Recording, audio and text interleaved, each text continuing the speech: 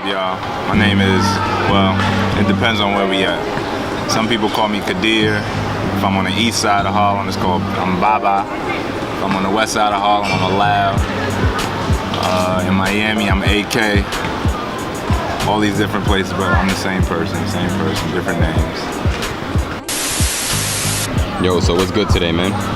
I'm chilling, man. What's up with you? Chilling, man. Give the fans a little background on how we met. I met Rick in high school. I believe it was, I think we were both freshmen. I think we was either 14 or 15 years old.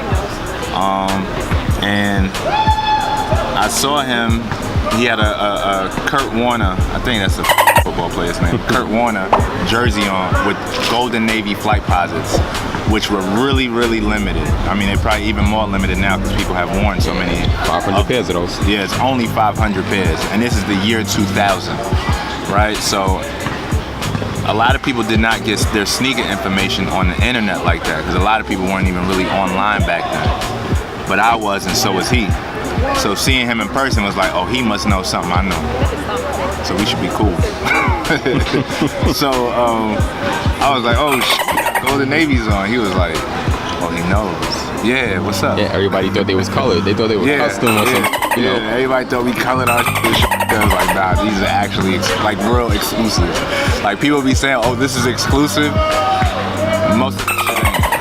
But the stuff that we be having, it really legit exclusive. Like your sneakers should be numbered exclusive. Mm-hmm. They should say do not wear on the box at times. It should be a line when you get your sneakers where only other sneakerheads know about it. Damn, that is a whole rap. And the funny thing, like even though sneakers is what like brought us together, we really got into jerseys at that time because that's when jerseys was really popping. But we weren't into like just regular authentics. We were at first like, okay, we got authentics. Then it went into pro cuts, and pro cuts are the actual size for that specific player. Yeah, tailored specifically for right. Them. Yeah. They're tailored jerseys. So we got into that heavy, and then even finding pro cuts that were like from 1994, 1992. Just finding stuff that people had just like in basements or whatever, and they would put it online on different websites. Damn, what was that joint? Pro Athletic or Pro? Yeah. Something like that. It was like Pro Athletic or Pro Athlete jersey, something like that. Yeah. And we got like a bunch of Olympic pro cuts from them, and that was like super fire. But the illest part, nobody knew what it was. No one could really appreciate it except for me. So we were just kind of like impressing each other. Shit like, oh, I got this, or I got that, or I got this. Yeah. Then it went to, I remember one year, our homie Gerard, he got, I think some kids stole him, but he had pro cuts from the All-Star game that was in DC from 2001, the NBA All-Star game. And they had like a big red patch on the side, and you see all the pro cut specifics and all that stuff with the ribbon on it, and it was just like, man, these are so fire, but nobody really knew what it was. Like I think I bought Gerard's Peja Stojakovic for $200. This is like a jersey that homie really wore, like on the court. And it wasn't super expensive because no one knew what it was, so they couldn't really place a value on it. So it's quite funny. Like this is all in high school. We had these jerseys on, right? And we're wearing them, killing shit. And people are like, damn, like y'all got all kinds. I had a Wilt Chamberlain, an AI, a Grant Hill pro cut. I don't think I had a Pippen pro cut. I had a Shaq pro cut. And that was ridiculous. You definitely had the Shaq. After maybe a year, maybe 2 years, like we had the pro cuts. Then we really got into the Mitchell and that stuff. We had NBA jackets. I think we might have had like the 3. Jeff Hamilton shit. Yeah, we had Jeff Hamiltons with the all over. I had an all black one, then I had a throwback one, and I think you had.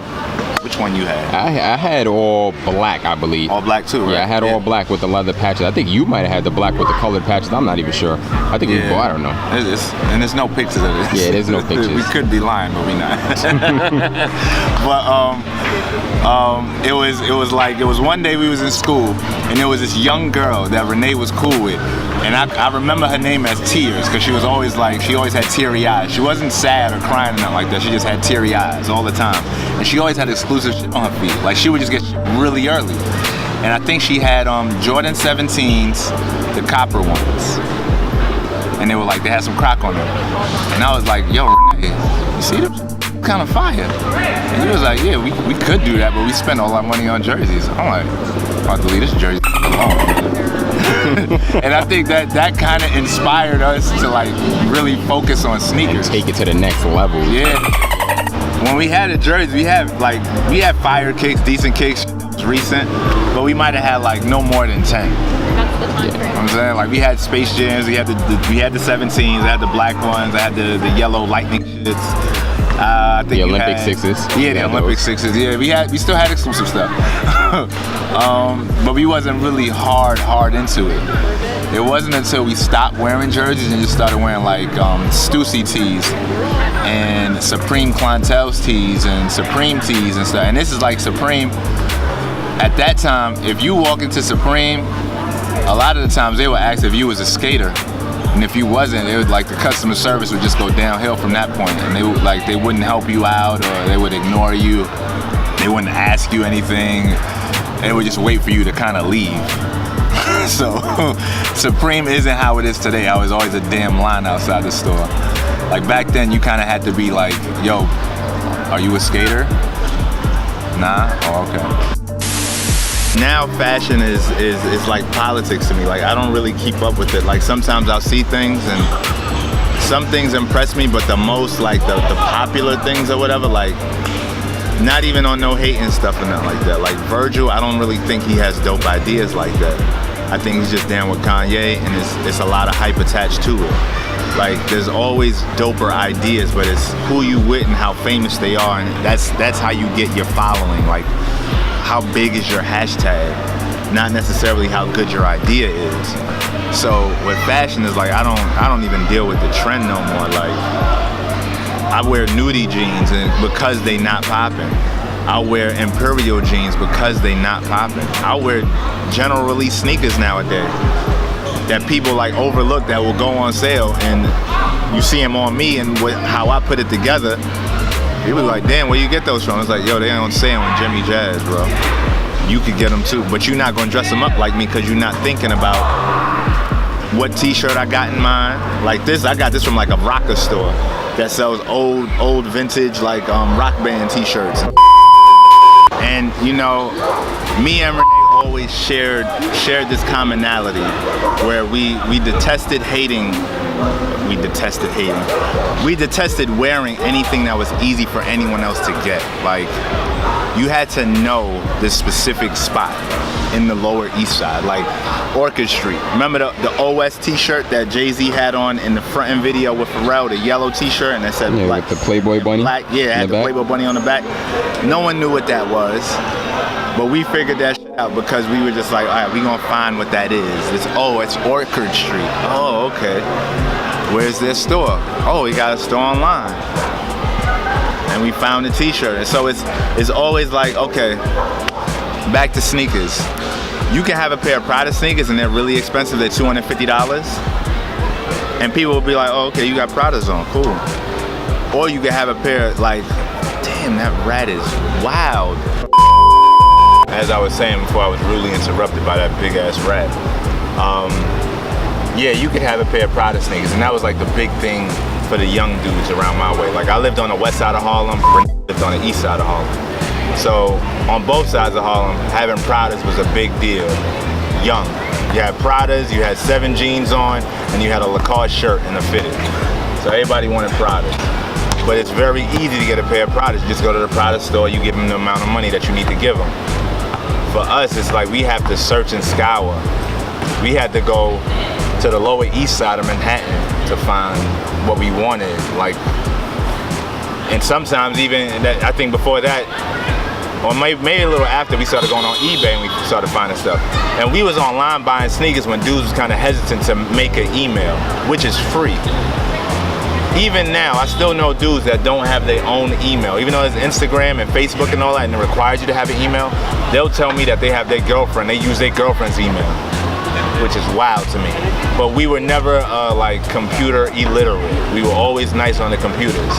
And people looked at it like we was coloring or we was getting fake stuff or we was stealing stuff. I remember this is one kid that used to swear I used to steal stuff.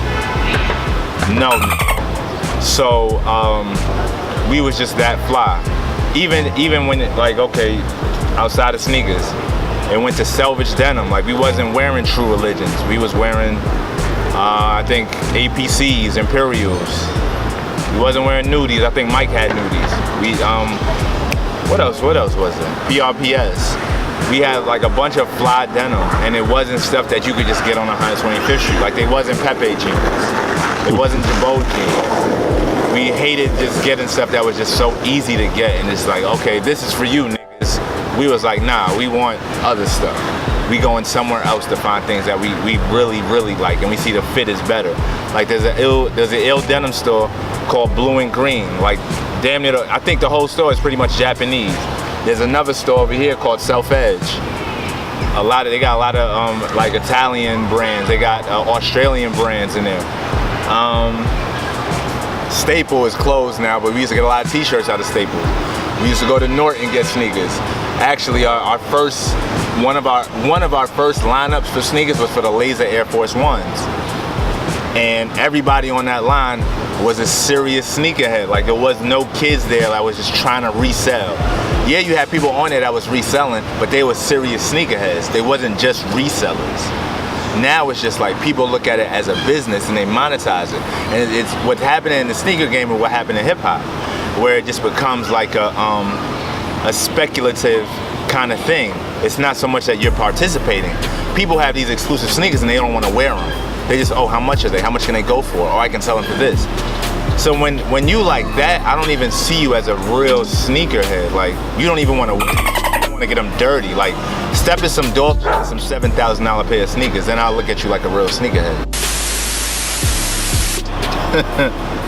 Okay. These are Supermans, right? Yep. Alright, so these are Superman LeBron 3s. I remember when we got these. I think you might have been living in Florida and I was still up here. Yeah, I think I was in Florida. I was definitely in Florida. Crazy, yeah. Had more money out there. You're not getting these on 2/5. You're not getting these in no general store. You're not even gonna get these on a basic website. When he showed me he had these, it was like, wow, like, it was like new frontier. Like, actually, like, this is when he started getting real into it, because he was living in Florida and he was like living in a boring ass part of Florida. So he was getting really into like super exclusive sneakers. He had nothing else to do down there.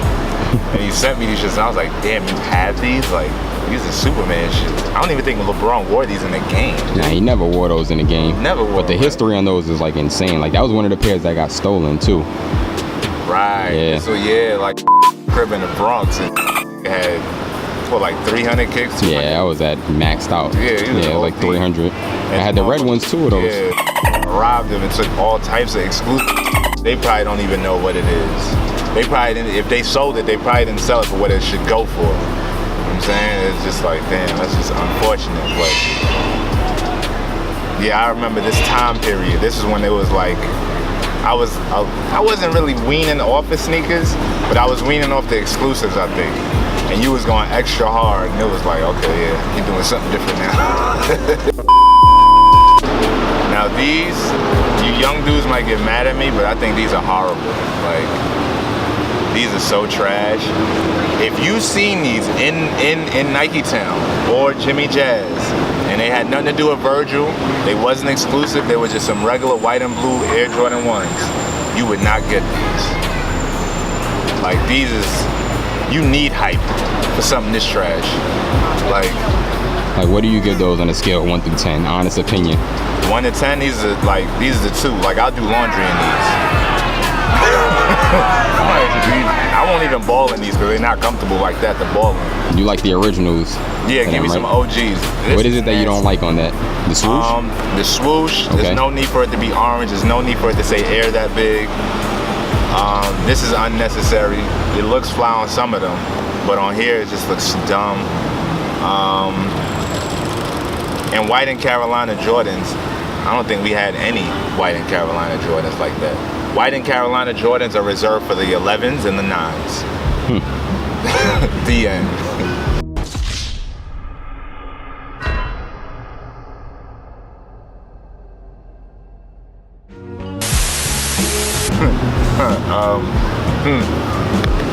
What are these? Michigan Jordan 32s for breast cancer awareness. Okay, so from like Jordan 23 to like now, I didn't know what the hell they look like. These are 32s. 32s. They comfortable? Have you tried on a pair? Yeah, I have a pair. They're comfortable. Yeah. Good Right. technology. What do you think about? I wouldn't even do laundry in these. These are like straight display sneakers. Like straight display. Why are they pink in Michigan? For breast cancer. Oh, it's breast cancer, okay. Yeah, breast cancer awareness. Okay. Yeah, nah. If it was like a breast cancer walk, this is your shoe. Other than that, don't wear them. 1 through 10, what do you give those? Good 3. These are dope on breast cancer awareness day. These is fire. But nah. Oh. These I had. So I pulled them out. These was fire. You remember that summer?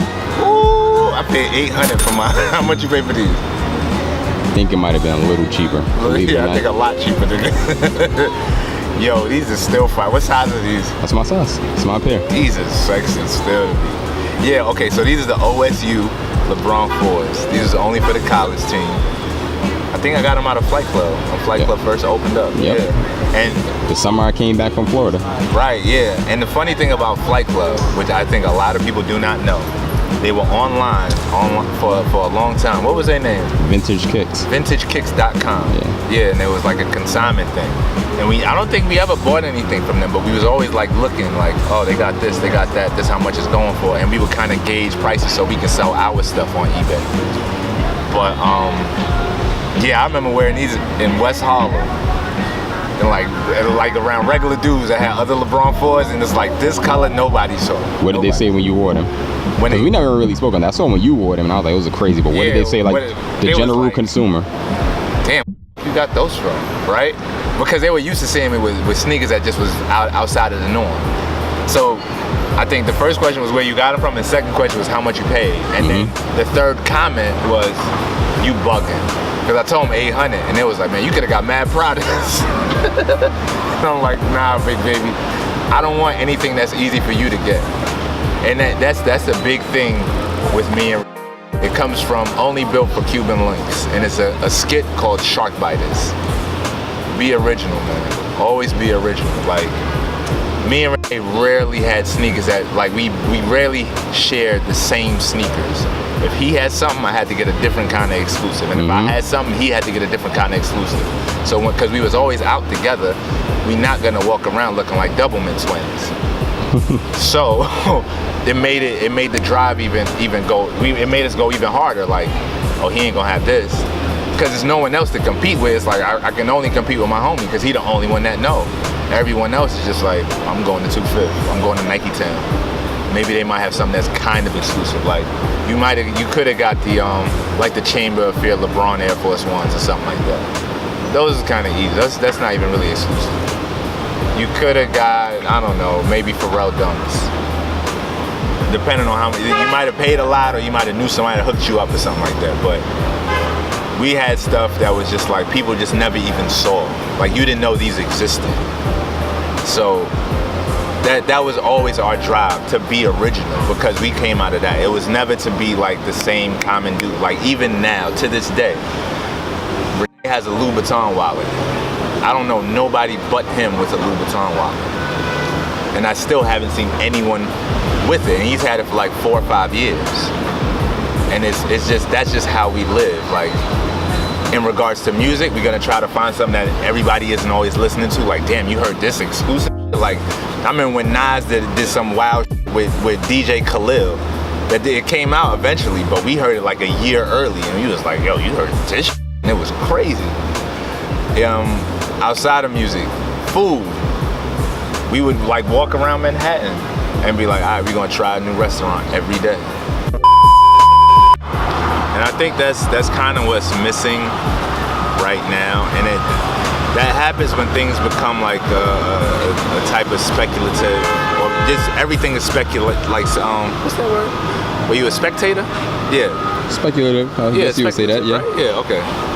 So yeah, when you're a spectator and you're not participating, you're always gonna get what everyone else has, because you're not necessarily like really participating. You're not actively looking for stuff. You're passively looking for stuff. Whatever you see on Instagram, that's the new exclusive thing. Like whatever Virgil has on, that's you passively getting fly. You're not actively getting fly. Like you could look at Virgil, cool, but you could also look at homie that puts out all the fragment stuff. You could go to the Nike store down on Mercer Street, and you can get custom made stuff with any material you want. Now the price is gonna go up depending on the material, but it's all dependent on how original you want to be.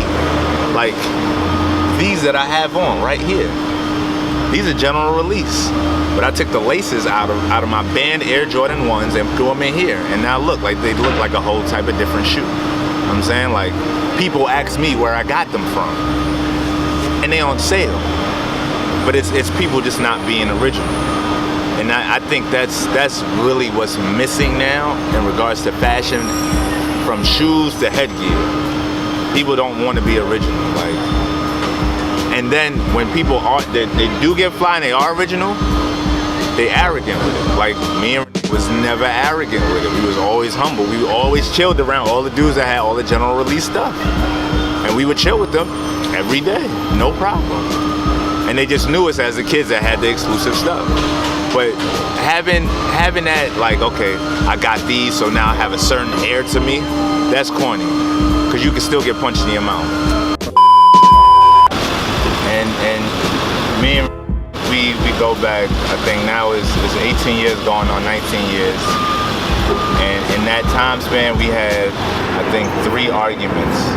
I think our very first argument was over NBA Street.